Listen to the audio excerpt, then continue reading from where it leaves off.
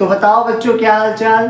तो बच्चों आज हम प्रूव करने जा रहे हैं laws of reflection by using Huygens principle. अगर आपने हाइगेन्स प्रिंसिपल नहीं पढ़ा है या फिर आपको नहीं पता कि वेव फ्रंट क्या होता है तो बच्चों कृपया बुक से पढ़ ले पहले। अदरवाइज आप मेरे चैनल पे प्लेलिस्ट पे जाके हाइगेन्स प्रिंसिपल पढ़ सकते हैं, वेव फ्रंट समझ सकते हैं। तो बच्चों लॉज ऑफ रिफ्लेक्शन आपको भी पता है कि जो एंगल ऑफ इंसिडेंस होता है वो एंगल ऑफ रिफ्लेक्शन के बराबर होता है। यहां पे बच्चों हम क्या करेंगे ना, प्लेन वेव फ्रंट को यूज करेंगे। क्लियर? आपको पता है कि जो इन्फिनिटी से वेव फ्रंट आता है वो प्लेन वेव फ्रंट के शेप में होता है। जैसे मान लो ये है प्लेन वेव फ्रंट। मैं आपको पहले कोशिश करूंगा कि आप स्टार्टिंग में ही समझ जाओ कि हम क्या करने वाले हैं, क्योंकि कंसेप्ट इंपॉर्टेंट है बच्चों और ये क्वेश्चन बहुत इंपॉर्टेंट है बोर्ड के पर्पज से। तो मान लो ये है वेव फ्रंट, ठीक है, ये है प्लेन वेव फ्रंट, ये आया ऐसे टकराएगा, ठीक है। अब नीचे तो पॉलिशिंग सरफेस है, ये नीचे नहीं जा सकता, रिफ्रैक्शन नहीं हो रहा है, मतलब ये आएगा ऐसे टकराएगा। अब ये होगा क्या, कुछ इस कदर से बच्चों बाउंस बैक होगा ऐसे करके। समझ पा रहे हो ना? मतलब ये है वेव फ्रंट, ये आके ऐसे टकराएगा, इंसिडेंट होगा, ठीक है। अब ये पॉइंट जो है ये वाला, इसको तो वापस से इसी मीडियम में जाना है, बट इस पॉइंट को तो सरफेस से टकराना भी है। तो ये कुछ आके ऐसे टकराया और ये वापस से ऐसे बाउंस बैक होके वापस जाता है। इसको बच्चों हम वेव नेचर ऑफ लाइट से प्रूफ करते हैं और वेव थ्योरी जो दिया था वो दिया था हाइगेन्स नामक साइंटिस्ट ने। असल में ये डच साइंटिस्ट थे, तो इनका जो रियल प्रोनाउंसिएशन है वो कुछ ऐसे है कि इट्स हॉकेन्स प्रिंसिपल, ठीक है। आप इसको हाइगेन्स प्रिंसिपल ही बोलो, ज़्यादा बेटर रहेगा। तो बच्चों लेट ना करते हुए हम लोग अपना प्रूफ स्टार्ट करते हैं। तो रिफ्लेक्शन क्या होता है, जैसे आपको पता है बचपन से पढ़ते आ रहे हो आप, angle I equal to angle R, ठीक है। इसको हम लोग प्रूव करने जा रहे हैं। तो बच्चों इसके लिए मैंने मान लिया एक रिफ्लेक्टिंग सरफेस है, ठीक है। ऑब्वियसली एयर में है ये, मतलब जो रिफ्लेक्शन हो रहा है वो एयर में हो रहा है, ठीक है। डायग्राम बहुत अच्छे से बनाना। ये है बच्चों मान लो रे ऑफ लाइट का डायरेक्शन, ये आया इंसिडेंट किया, क्लियर। ये है मान लो बच्चों रे ऑफ लाइट का डायरेक्शन। हमने दो रे ले लिया है ताकि हम अच्छे से वेव फ्रंट को ड्रॉ कर सके।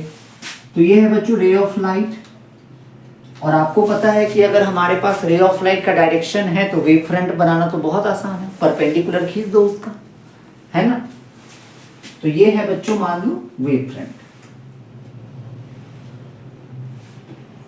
एक चीज हमेशा याद रखना बच्चों, वेव फ्रंट और जो रे ऑफ लाइट होता है ना उसके बीच 90 डिग्री का एंगल होता है, ठीक है। लास्ट वीडियो में काफी अच्छे से हमने इसके ऊपर डिस्कस किया था, ठीक है। इस वेव फ्रंट को बच्चों मैं मान लेता हूं this is A B, clear. इतना में कोई डाउट नहीं होना चाहिए, ठीक है। और एक वेव फ्रंट ड्रॉ कर लेते हैं, चलो ये रहा, ठीक है। This wave front is A B.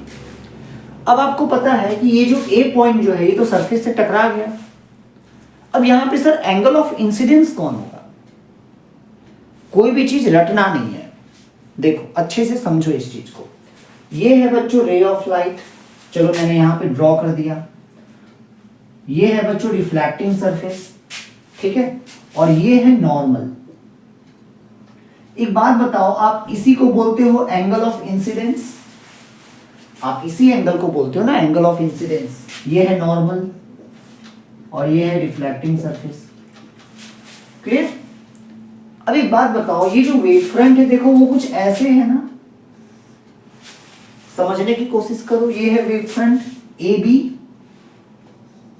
मैं बोल रहा हूं कि ये जो एंगल है ये भी आई होगा, ये जो एंगल है ये भी आई होगा। कैसे? देख लो। एक बात बताओ, ये है बच्चों रे ऑफ लाइट, रे ऑफ लाइट और वेव फ्रंट के बीच में टोटल एंगल कितना होता है सर? 90 डिग्री, हमें पता है। तो अगर ये 90 डिग्री है और ये एंगल आई है बच्चों, तो ये कितना हो जाएगा? ये वाला एंगल, ये वाला, ये हो जाएगा 90 माइनस आई। क्लियर? अब एक बात बताओ, नॉर्मल और सरफेस के बीच में कितना एंगल होता है? 90 डिग्री। मतलब ये पूरा एंगल अगर 90 है और ये है 90 minus I, then this will must be I. ये एंगल आई होना चाहिए। समझ में आ गया ना? So this angle is angle of incidence. This angle is angle of incidence. दिख रहा है ना? हाँ बिल्कुल क्लियर हो गया। अब एक बात बताओ, ये जो वेव फ्रंट पे जो पॉइंट है ए और ये जो पॉइंट है बी, हमें पता है कि वेव फ्रंट के ऊपर हर एक पॉइंट एक सोर्स ऑफ डिस्टरबेंस की तरह काम करता है। वो सब अपना वेवलेट्स क्रिएट करते हैं और जब उन वेवलेट्स के ऊपर हम एक कॉमन टेंजेंट ड्रॉ कर देते हैं तो हमें नया वेव फ्रंट का पोजीशन मिलता है। इतना क्लियर है आपको? तो बच्चों ये जो पॉइंट है देखो, इससे वेवलेट्स निकलेगा, ये रहा, ये रहा, ये रहा, और ये मान लो यहां तक पहुंचा। जैसे मान लो बच्चों ये जो पॉइंट है ये है बी डैश, ये जो पॉइंट है वो है बी डैश। इतना क्लियर है? एक बात बताओ, ये जो वेवलेट्स है ये यहां से यहां तक कितना डिस्टेंस ट्रेवल करेगा? तो sir B B dash. Clear? और हमें पता है कि जो वेवलेट्स होता है वो उतना ही स्पीड से मूव करता है, उतना ही स्पीड से प्रोपागेट करता है जो स्पीड ऑफ वेव होता है, मतलब जो स्पीड ऑफ लाइट है। तो मान लिया कि ये जो मीडियम है ये एयर है, तो इस मीडियम में जो लाइट का स्पीड होगा वो कितना होगा? c। ठीक है? और इस वेवलेट को b पॉइंट से b डैश तक आने में मान लिया t टाइम लगा, तो हमें पता है डिस्टेंस बराबर वेलोसिटी इनटू टाइम। डिस्टेंस बराबर वेलोसिटी इनटू टाइम, तो b b डैश हो जाएगा c इनटू t। इतना क्लियर है? अब एक बात बताओ, ये पॉइंट को देखो, ए वाले पॉइंट को। अब ये तो नीचे नहीं जा सकता, रिफ्लेक्टिंग सरफेस है, मतलब यहां पे भी वेवलेट्स बनेंगे और वो टी टाइम में उतना ही डिस्टेंस कवर करेंगे जितना इस वेवलेट ने किया है। अरे हमें पता है कि जितने भी वेव फ्रंट के ऊपर जितने भी पॉइंट्स होते हैं वो वेवलेट्स क्रिएट करते हैं अपना अपना, और वो सारे वेवलेट्स सेम डिस्टेंस से ट्रेवल करते हैं, जो सेम स्पीड से मोशन करते हैं, जो स्पीड होता है वेव का, है ना? मतलब इसका भी बच्चों अपना एक वेवलेट्स बनेगा इस पॉइंट का, इसी मीडियम में। समझ पा रहे हो ना? है ना? मान लिया कि वो जो पॉइंट है बच्चों वो है ये रहा, ए डैश। ठीक है? मतलब टी टाइम में बी पे बना हुआ वेवलेट बी डैश तक आने के लिए कितना डिस्टेंस कवर किया? c into T. तो हमें पता है कि ये जो ए पे जो वेवलेट्स क्रिएट होगा ये टी टाइम में इक्वल डिस्टेंस ट्रेवल करेगा। मतलब ए से लेकर ए डैश का जो डिस्टेंस होगा, ए से लेकर जो ए डैश का जो डिस्टेंस होगा वो ऑब्वियसली बच्चों c इंटू टी के बराबर होगा, है ना? सेम स्पीड से ट्रेवल करते हैं वेवलेट्स। अब बच्चों हमें पता है कि नया वेव फ्रंट का पोजीशन पाने के लिए हमें क्या करना पड़ेगा? जो वेवलेट्स बनते हैं उनके ऊपर एक कॉमन टेंजेंट ड्रॉ कर दो। नहीं समझ में आ रहा है? अच्छा देखो, एक और तरीका है समझाने के। जैसे मान लो ये है प्लेन वेव फ्रंट, ये है प्लेन वेव फ्रंट, ठीक है? अब देखो इसके ऊपर जितने भी पॉइंट्स होते हैं वो आपको पता है सोर्स ऑफ डिस्टरबेंस की तरह काम करते हैं। मान लो यहाँ पे मैंने P, Q, R, S, T, U, मान लो मैंने यहाँ पे इतने सारे पॉइंट्स को ड्रॉ कर दिया। अब ये सारे पॉइंट्स अपने अपने वेवलेट्स को क्रिएट करेंगे। जैसे मान लो ये रहा इसका वेवलेट्स, ये रहा इसका, ये रहा इसका, ये रहा इसका, ये रहा इसका, ये रहा इसका। अब हमें नया वेव फ्रंट चाहिए तो हम क्या करेंगे? इन सारे वेवलेट्स के ऊपर एक कॉमन टेंजेंट ड्रॉ कर देंगे, मतलब ये वाला। तो हमें नया वेव फ्रंट का पोजीशन मिल जाएगा। यही करते हैं, मतलब यहां से यहां पे हम कॉमन टेंजेंट ड्रॉ करेंगे। अब आपको देखने में लग सकता है कि सर ये तो कॉमन टेंजेंट नहीं है। बच्चों ये 3D डायग्राम है। वेवलेट्स जो बनता है वो स्फेरिकल बनता है, सर्कुलर नहीं बनता। असल में ये 3D डायग्राम है, ठीक है। ऐसे समझने की कोशिश करो कि यहाँ पे बी डैश पॉइंट पे जो वेवलेट्स है वो कुछ ऐसा है और हमने टेंजेंट ऐसे ड्रॉ किया है, ऐसे। समझ पा रहे हो ना? तो this will be the position of new wave front. मतलब वेव फ्रंट अब ऐसे जाके ट्रेवल करेगा, आगे बढ़ेगा। ये रहा, ये रहा। समझ पा रहे हो ना? मतलब वेव फ्रंट आया, वेव फ्रंट आया, जैसे मान लो ये वेव फ्रंट था, आया ऐसे टकराया, this angle is angle of incidence, फिर वो ऐसे करके बाउंस बैक होकर वापस जाता है, ठीक है। सो दिस एंगल, जितना एंगल से वो वापस जाएगा, चलो मैं मिटा देता हूं वरना दिखेगा नहीं आपको। जिस एंगल से वो बाउंस बैक होगा, this angle is R, that is angle of reflection, हमें पता है। और ये है एंगल ऑफ इंसिडेंस। चलो this is angle of incidence and this is angle of reflection. अब हमें प्रूव क्या करना है? हमें प्रूव करना है कि एंगल आई जो है वो एंगल आर के बराबर है। हमें ये प्रूव करना है। तो हम क्या करेंगे? सिमिलैरिटी ऑफ ट्रायंगल्स का प्रॉपर्टी यूज करेंगे यहाँ पे। मतलब बच्चों हमारे पास दो ट्रायंगल है, ध्यान से देखो। एक है A B B dash,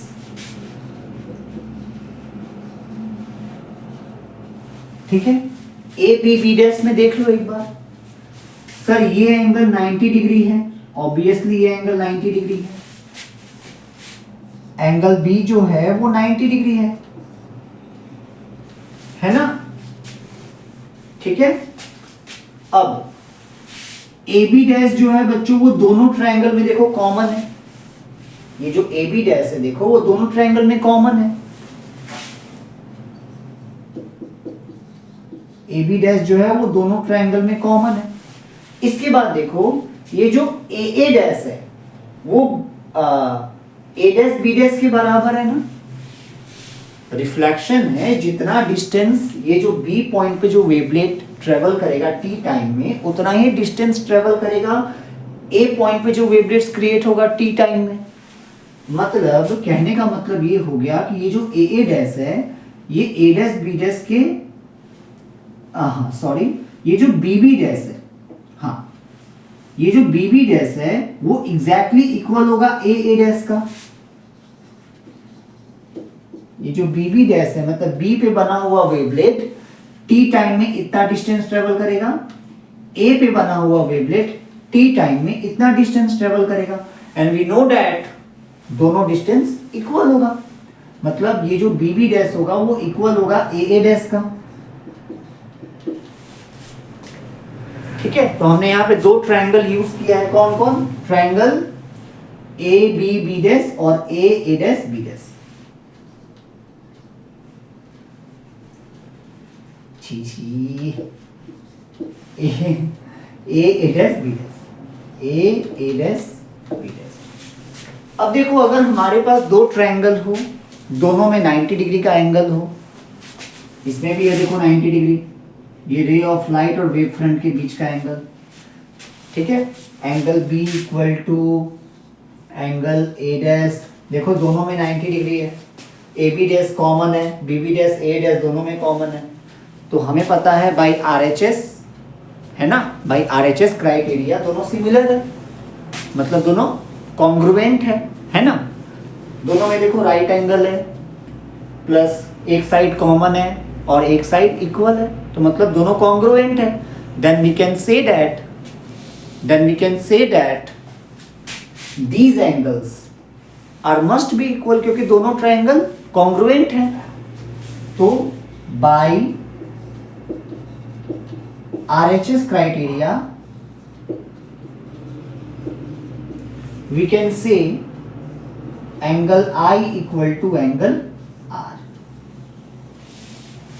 clear? तो ये था इजी सा proof of laws of reflection. तो बच्चों आई होप आपको समझ में आया होगा, ठीक है। और रात के बज रहे हैं 2, रात को बज रहे हैं 2 और मैं बना रहा हूँ ये वीडियो।